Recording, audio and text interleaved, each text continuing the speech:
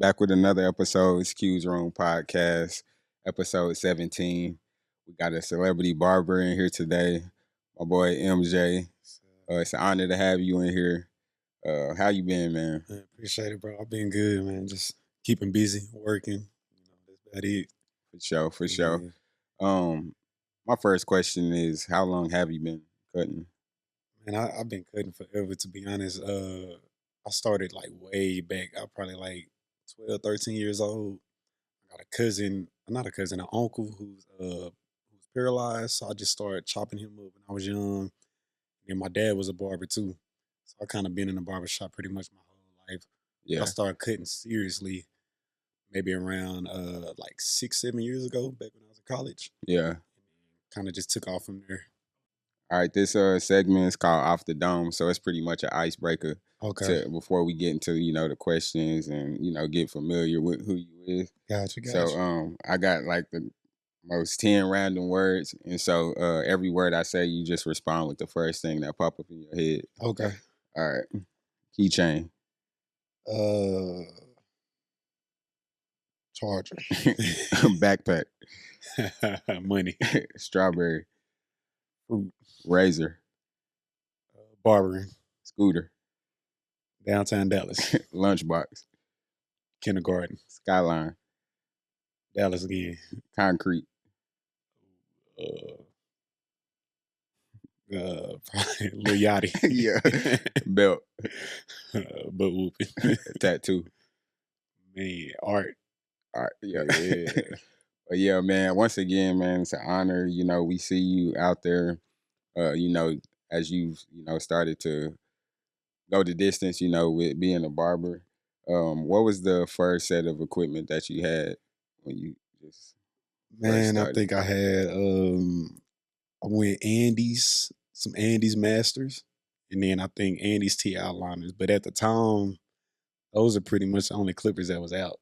Yeah. So like all the new clippers, all the colored clippers and stuff like that, none of that existed yet. So it was probably only like 2, 3 brands out, which was Wall and Andes.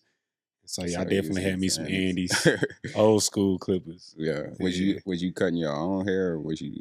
Yeah, so crazy story. That's how I really got into it. Cause like I said, my dad was a barber, but I didn't like the way he was cutting my hair. So I'll go and cut it myself when he got done. I'll go try to fix my edge up or something. Not saying he was messing up. It just didn't look the way I wanted it to look. So I was probably like 10 years old fixing my own edge up. And then, of course, as time went, trying to learn how to fade it too. But definitely I started out doing my edges around like 10 or 11. Okay. Yeah. So was it wasn't really like a hustle then at the age you was at? It was just fun, and it's something that I always like doing too. So, like I said, I stayed in the barbershop a lot, like every Saturday, pretty much every day. My dad owned a barbershop, so I'm there all the time. So it was fun. It didn't get to a hustle until way later on. Yeah. When do you think that you jumped into like being labeled the celebrity barber from you just being Man, so it was crazy. I never really thought of myself as that. Even still, kind of, it's a little different now. But like when I first started hearing it, with me playing football in college, I was able to cut a few players that actually went on to the NFL, and these are just my teammates. So I'm thinking, these are just my friends. Right. To other people, these are celebrities, though. Yeah.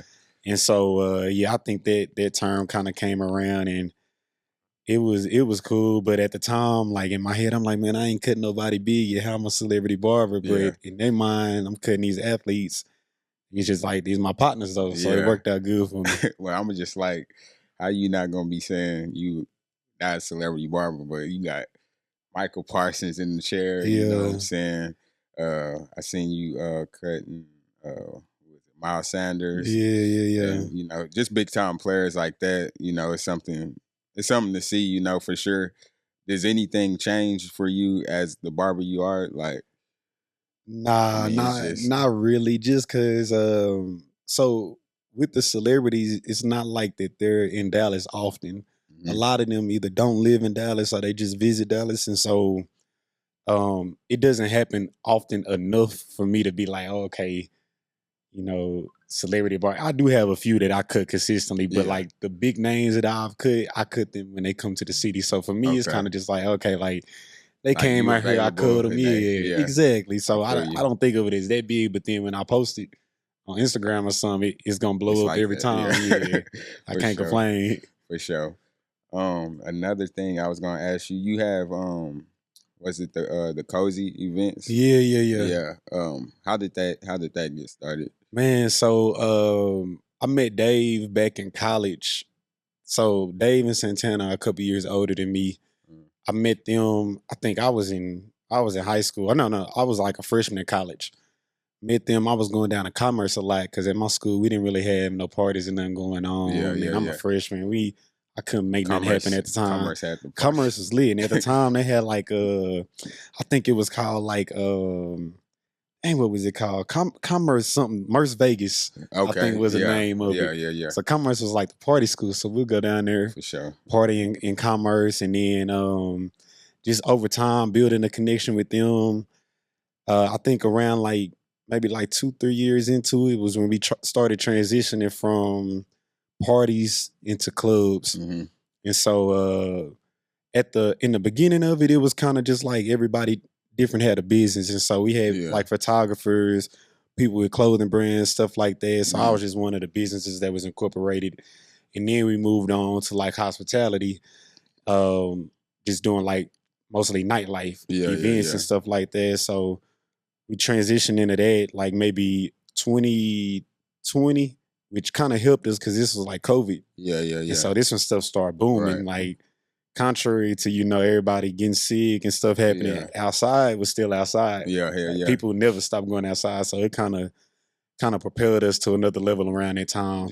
But we just was y'all at houses first before that, or nah? So I think when Dave first started, he might have been, but when I like kind of got on, it was more so like we was like renting out spaces. So like we rent out places in Commerce, and then we'll come out here and throw stuff at, I think it was a club called Status.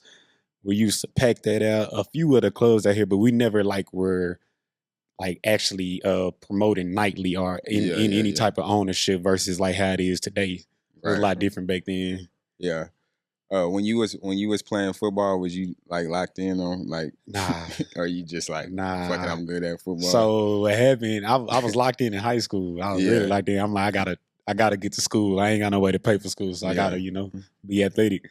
So when I got to school though, man, it just opened my eyes about like different avenues that I could go to. And football wasn't really, I didn't see that as my main focus at the time. And then, like I got there and, in high school, you the coldest. You get to college, everybody cold. So I kind of just changed my mindset. I wasn't standing out as much. Don't get me wrong, I was still nice, but I ended up getting hurt and different injuries and stuff. So after those injuries, it was just like, man, I got to try to find a different avenue. And then I was cutting too, so it was hard for me to cut and watch film and do homework. And so I kind of started slacking off on the film and homework side and just strictly locked in on cutting hair. I seen that you had, started a podcast. Yeah. What was the name of it? Cozy Politics. Okay. Yeah. Is it still rolling? Man, is it on standby? We gotta get it back going. I think like at the time when we started, everybody was super busy. I had just moved shops.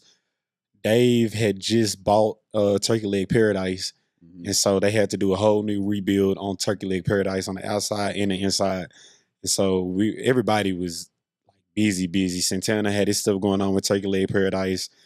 Now that Turkey Leg is done and the outside and inside is pretty much finished, we can kind of lock back in on it. But at the time, it was tough. Like trying to get everybody on the right schedule, and then they going out of town, I'm going out of town. I got to fly out somewhere. They got to fly out somewhere. It was tough trying to be consistent. And if we were going to do it, we wanted to be where we could consistently drop. Like how you got where you, episode 17. Right. We want it like that. Getting to that point.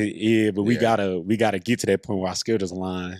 Because I feel like when you drop that first little clip, like it's there. It did some numbers. It's just like, everything gotta be done the right way. And we don't want to just give people stuff every few months. Yeah. If we gonna do it, we want to be consistent with it. And Right. I think that's the next You step don't we want to got to like do. rush it as Yeah, well. yeah. We want that quality there. We want to, you know, have certain guests on there. We got to align with their schedule. So everything just got to be right.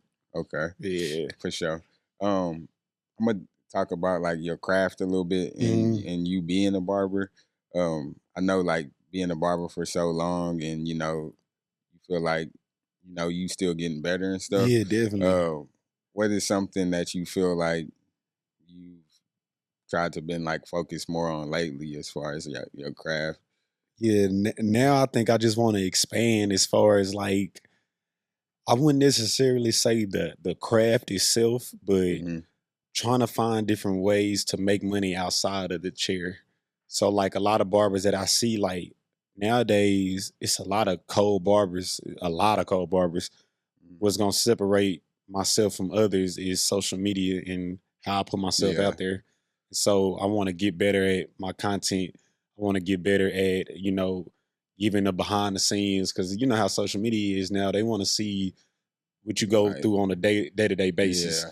You know, just posting Like haircuts damn every near every day. day. Yeah. Exactly. Yeah. Posting haircuts every day, not gonna cut it no more. So Mhm. now it's about content. And then also like just expanding as far as clientele too. Like I for Mhm. sure want to cut more straight hair. Mhm. I want to cut more women. I feel like Yeah, I women too. cut dudes all the time. I pretty much got the same clientele, which is not a bad thing because it's Mhm. consistent. But you know, just getting out there more and because it can get boring if Yeah. you're doing the same thing every single day. But if I got maybe a design or you know I got a straight hair client, like social media funny because I can do a cold fade on a black dude.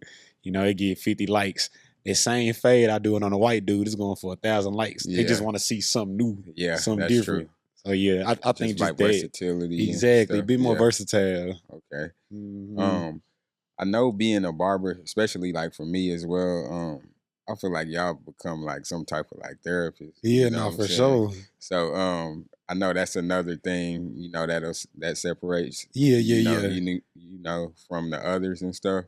I'm sure you get, you know, damn near venting to you, you know what I'm All saying, the while getting a time. haircut or whatever. Like how important do you feel like that is for I think a client? I think it's very important. I think that as men, we don't have a lot of avenues where we go to speak. Right. And for a barber, it's probably somebody that you see either every week or bi-weekly. Every other, yeah. And also it helps me too because I feel like my spirit has to be right. My every time I come in, I have to be up because I Right. never know, you know, people gonna feed off of how I'm feeling. Mhm. So I don't want to be down and somebody come in, they might have wanted to talk about something, but Right. they like, dang, this dude, Not the same energy. he over Yeah. here, his energy low. So I gotta Yeah, come in every day for sure. hyped up about life, hyped up about the day. That way, you Yeah. know, they cool talking to me. And also like I charge a good amount, and so I feel like with that price, like the least I can do is, you know, Right. give you some advice, or if Mhm. you got a question about something, be able to respond in a proper manner. Right. Um, you a dad, right? Yeah, Yeah, I'm a yeah, dad as for well. sure. It's a I always say like it's a beautiful Man, experience. it's a You know what I'm blessing. saying? Every day. You just got one boy. Mhm. Okay. How has he molded you to like to the man that you is? Man, he made me grow up. So like Yeah. I had him. I was 21, about to be 22, and Mhm. so it just accelerated my growth. Because at the time, you know, you young, you having fun, but then your focus changed. Because it's like I got somebody looking up to me now. I got somebody watching everything, and especially Yeah. now, he's not. I mean, he's 4, about to be 5 now. So it's like Yeah. he can actually see and mimic what I do. Meaning He I gotta be operating yeah. correctly all the time. Like it'll be times where I might say damn or something in front of him. Daddy, that's a bad word. Yeah. And I'm like, Telling you himself. yeah, I'm Yeah. not even thinking about it because I'm just talking regular. But in my Mhm. mind, I'm like, okay, he's watching me. Mhm. Every little thing I do, he's watching. And I'm the first example of what a man is supposed to be like for him. Yeah. So it just make you have to level up to a whole nother level because you got somebody there just picking your brain, asking you questions, Yeah. like even stuff you don't know. You got to find the answers now. Hell yeah. So yeah, it definitely. Yeah, that's I grew real. up fast. Man, you said you was how old? 20? 21? Yeah. I 22? think I was 21. Yeah, Yeah. 21. You done or? Yeah, That's what I'm done until I get married. Yeah, that's what I I say. probably want like one more, but for right now, I'm good, man. Yeah, for sure. It's cool being able to focus on one. Like Yeah. I feel like if I had more than one right now and the time split, it's a little bit tougher. But just that one, I'm cool. It's steady. We got a routine Yeah. now. For sure. Starting over, I ain't really trying to do that. It take a whole and it's another too much. like rebrand almost. I feel. Exactly. I Yeah. ain't trying to do that. Nah. I feel that. Okay, so this is like my little rapid segment. So you would just pretty much give me like a simple answer and then we move on to the next. Okay. So are you with simple cutoffs and you just don't say a word, or you with closure? Closure. Closure. Yeah. You a night owl or early bird? Night owl. Night owl. Night owl. Yeah. You got one superpower. What would it be? Invisibility. That's all right. That's what I said for sure. Definitely. All right. Random ass question. You get dropped off in the wilderness for the rest of your life. You get 3 food choices. What you choosing? Only literally like 3 individual foods. Okay. I'm going deer. Deer. Sure. Let me see. I gotta go. I'm gonna just say a plant because I don't know a specific plant, but I feel like they'll be easier to eat. Yeah. And maybe raccoon. Oh, you and that bitch eating straight animal? Yeah. This stuff that I watch on TikTok, so I know how to cook. So yeah. Survival mode. Exactly. Just in case. You never know. Already. What's the quickest way for you to cut somebody off? Ooh. It's tough. I know it's energy. Yeah. Low energy. I don't do it. I can't do it. Bad vibes. I'm out of there. What motivates you to keep going? My son. Yeah, for sure. Are you inspired by anything? Maybe somebody that I don't know, maybe somebody that's above you or somebody that you might look up to? Yeah, I think I'm inspired by my dad for sure. Really both my parents. Yeah, they had me young and still found a way to make it work and it turned out good. So yeah. Yeah. And then I like Vic Blends. Oh yeah. Yeah, definitely. You talking about the one that be he be interviewing and stuff? Yeah. Vic Blends definitely. Yeah. He's just like I met him in 2019 in Atlanta. And then just to see his growth, like where he's at, that's a big inspiration. Him and Sly Huncho. Okay. Yeah, those two definitely. Give me a trait that you got from one trait that you got from your mom and one trait you got from your dad. I think I got my calmness from my mom. And then I think my grit from my dad. Like he just one of them dudes just gonna find a way every time, like no matter what avenue he gonna make it happen. So yeah, definitely that grit. Where you from? That's a hard question. Everywhere. I grew up everywhere. No lie to you. I grew up in Garland. I grew up in South Dallas. I ended up going to high school in DeSoto in Cedar Hill, but I lived in Cedar Hill. So like most of my high school, I lived in Cedar Hill. In my younger years, like Garland area. So I've been everywhere. Yeah. My people moved. What would you be doing if you wasn't cutting hair? Ooh.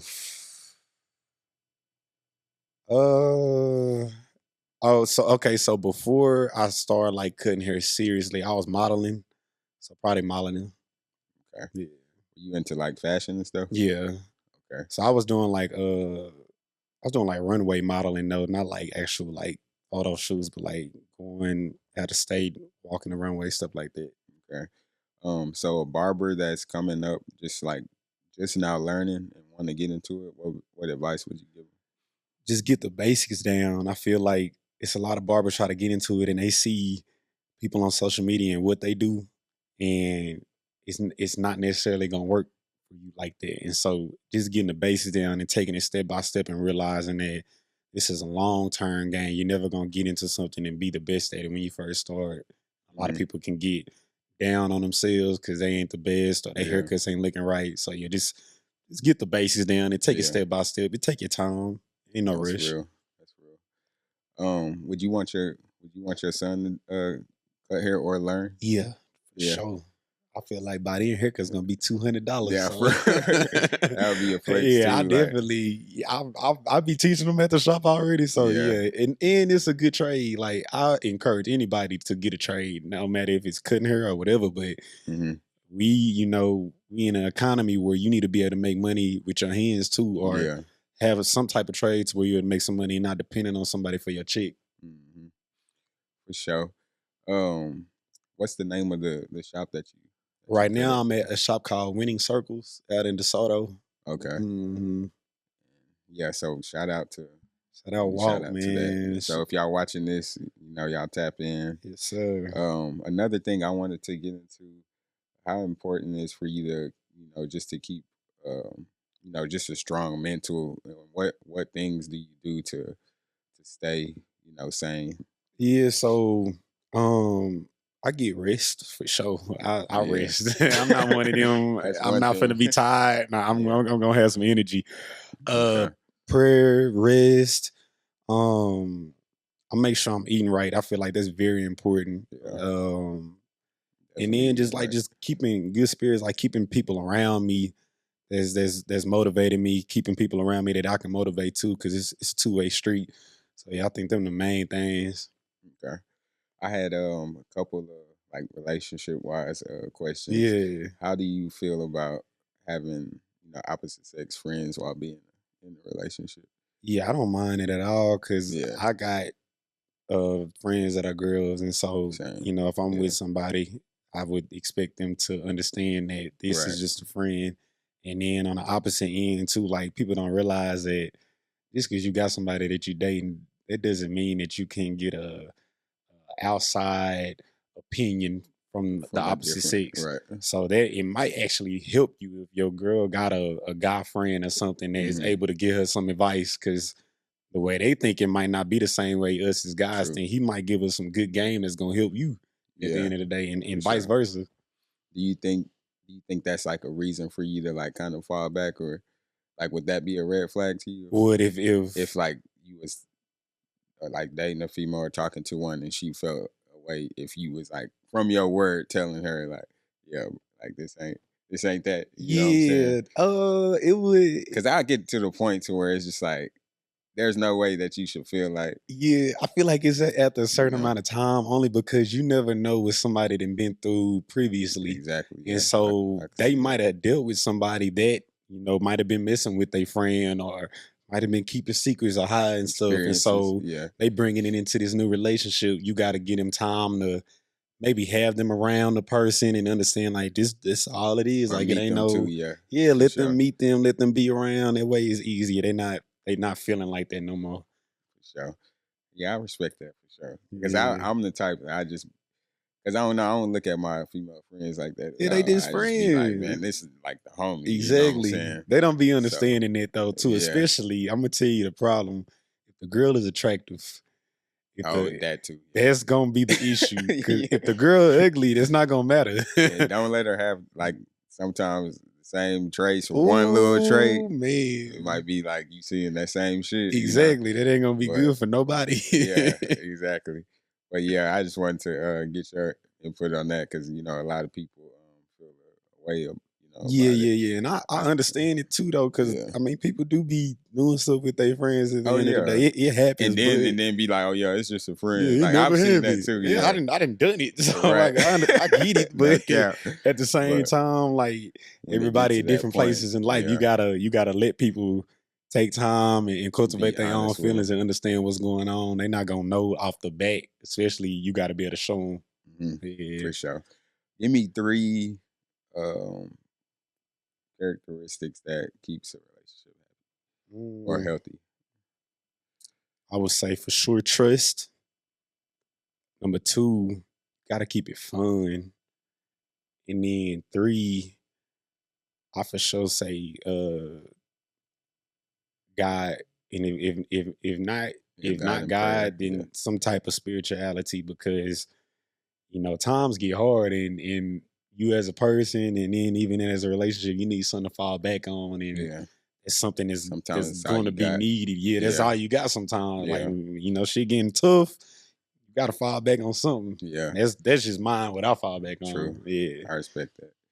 How far do you plan on taking your career with just being a barber? So I feel like now, like I said, like the name of the game is content. And so like it's so much money in it. Like it's money behind the chair, but it's a lot of money content wise too.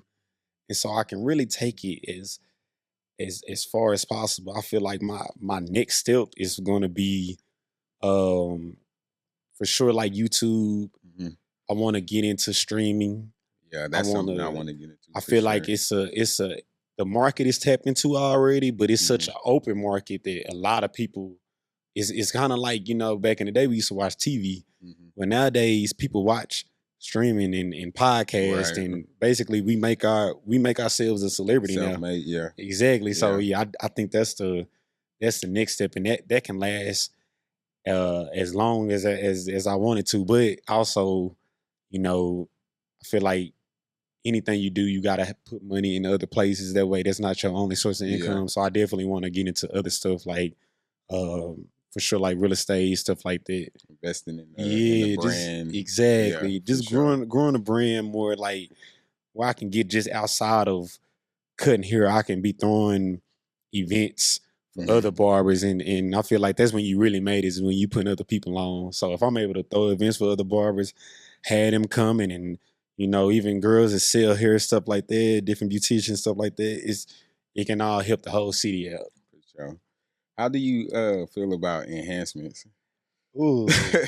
Okay, so I feel like, because enhancements ain't always been. Nah, but I ain't gonna lie to you. I personally love them. Right. Cause if we being honest, for one, most men don't have a full hairline, and then I mean, we want to look good too. Yeah. Like we want to, if our natural hairline not there, or if our beard might be patchy or something, we want that same look that you see on TV. So I feel like it's a good thing. The problem becomes when you cover up a bad haircut with enhancements. That's what I was gonna ask you. That's the issue. I was gonna ask you, do you feel like some barbers like overuse it? Yeah, for sure. I feel like especially the young barbers. Because nowadays they not focusing on the fade. That's one thing. See, like when I first started cutting, the fade gotta really be there. Because we had enhancements, but we had shit like black ice. Yeah. Which if you spray that black ice, as soon as you walk outside, it's running. Like it's coming straight down your forehead. Sweating, that motherfucker. It's sweating off. Then we went to fibers.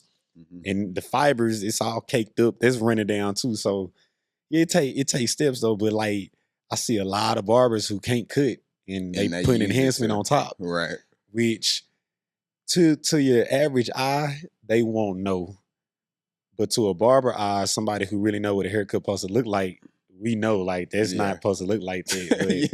But, or I ain't gonna say nothing. Or you could tell like when that shit just like dark as hell. Yeah. Especially like the new trick people be doing now is barely fading and then spray all this in black. So when you do that, it look great. Don't get me wrong. It looked really great. Instagram is going to look good. In person, it look good. But that night, when you lay your head down, it's all on your pillow, or when you walk outside and we live in Texas, it get about 110 out here. You will be sweating that out. Like, you have a black pillow. Exactly. Like what's left after that? Right. Is it still a haircut there, or is it just bald spots and stuff like that? 9 times out of 10, it ain't gonna look good. Yeah. So you can always tell though. You can, So pretty much to like your opinion about it is, if you do use it, make sure that the cut is there first. Exactly. And use it. Everything not use better in moderation. Like use it lightly. Like don't try to make it so dark to where like the next day the person don't feel the same about their haircut. Because what I do, I do my enhancement light. That way, even when it do come off, it's not that big of a difference. Right. Versus some people will spray a lot and it'll look good for the day. I want my clients to feel good for the week versus like 3 or 4 days. Exactly. Don't look Imagine if I fresh cut no your hair more. today, you got something to do tomorrow, and by tomorrow it's all sweated It off. ain't looking fresh. I just took your money. Pretty much. Yeah, you was fresh for one day, maybe a couple hours. Yeah. That ain't it. Last couple questions I got for you. What's on your playlist as far as like music? Man, Or lately, what you been listening to? lately, okay, so I like to chill. Like I don't be doing all the rah. I listen to R&B. So like I go 90s R&B or I go early 2000s R&B. Here recently, I like early 2000s. Early 2000s. That's I'm deep in my R&B bag. I do as far as right now though, like current, I listen to a lot of Drake. Okay, yeah. I got that Drake on there. And honestly, bro, I'd be scrolling down TikTok sometimes and just hear different songs that I didn't heard like way back in the day that I forgot about and add it to my playlist. But it's most definitely gonna be some R&B. As far as rap, I might go with some, man, for sure, Future. Oh yeah, Future. Can't go wrong with no Gunna. Gunna. And I'm from Dallas, so I really now rap. I'm on that new Dallas heavy. Yeah. So I'm heavy on Zillionaire though. Shout out my boy Hustle Man Keese. We went to high school together, played football together. He doing his thing now. Who else? Montana 700. Yeah, Z the Wizard. I heard a lot about Montana for sure. Himothy Chung, all them boys. Like I like if I'm not listening to some R&B, I'm listening to some Get Money music. Sure. And they got some real Get Money music. Like it ain't no killing going on. It ain't no rah. It's straight like we finna get that bag. That's what I like. Make you grind. Yeah. Exactly. Some good grind music. Already. For sure, man. Keep doing what you do. For sure, bro. And I know like the sky's the limit, especially, you know, for people in the field that you in. Yeah. And one last thing, what advice would you give your younger self? Man. One piece of advice I give my younger self, man, just take your time. Like, don't rush being young. Don't rush life. Like, feel like when I was younger, I wanted stuff so fast. Like, I gotta get it. Yeah. Well, you don't really get time to enjoy the process. Like, even back in school or like a little bit after I got out of school, like, you know them times where you just damn broke or like you just you trying to find a way. Man, when you look back, then the most fun times because you got to dig deep and find yourself. Yeah. I feel like I was such in a rush to try to get this and get that I didn't get to really enjoy them times of like, you know, me and my homies, you know, sharing a bedroom or something. Or we bought one Little Caesars pizza for 8 of us. Shit like that we was doing. It ain't doing. fun at the time. It ain't fun in the moment, but when you look back, it's like, bro, them are times that like you really bonded. Like you really, that's what made me. That's what made me grind harder. That's what made me, you know, decide who I wanted to be. And then also that's what made me understand who there for me. So like, even like, I wish I could go back and tell myself like, man, keep the people that's close to you, keep them close to you. Like, even if they falling off or something, make sure that they still good. Cause there's a lot of people that, you know, back then I wish I was still close with that I'm not close with now, but you know, I probably still end up talking to them again or whatever. Yeah, but down the road. Yeah. I just wish we would have all stayed together because it's lovely now. But you know, back then when you're going through stuff, I wish they would have been able to be here to, you know. It's like hard to control while time moving too. Exactly. Yeah. So most definitely. Man, for sure, man. MJ, episode 17, Q's Room Podcast. And we gone.